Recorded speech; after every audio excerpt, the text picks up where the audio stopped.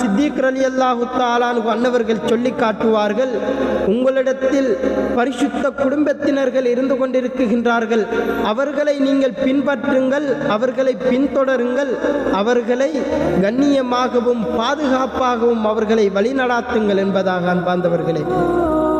நாம் தலைவர்களாக பின்பற்ற வேண்டியவர்கள் அஹ்லுல் பைத்தினர்கள், நாம் அதை மறந்துவிடக் கூடாது அன்பார்ந்தவர்களே.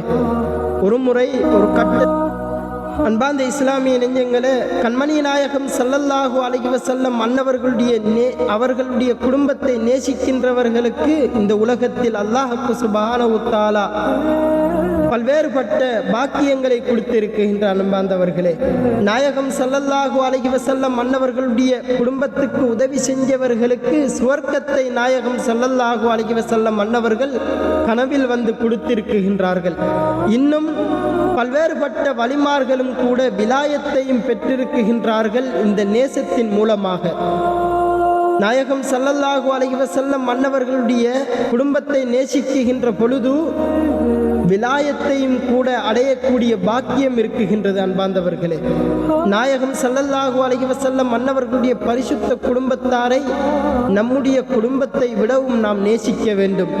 அவ்வாறு தான் சய்யிதுனா சித்திக் ரலியல்லாஹு தஆலா அன்ஹு அன்னவர்கள் நேசித்தார்கள். உமர் பின் அல் கத்தாப் ரலியல்லாஹு தஆலா அன்ஹு அன்னவர்கள் நேசித்தார்கள். உஸ்மான் இப்னு அஃபான் ரலியல்லாஹு தஆலா அன்ஹு அன்னவர்கள் நேசித்தார்கள். அன்பார்ந்தவர்களே, ஏனைய சஹாபிகள் நேசித்தார்கள்.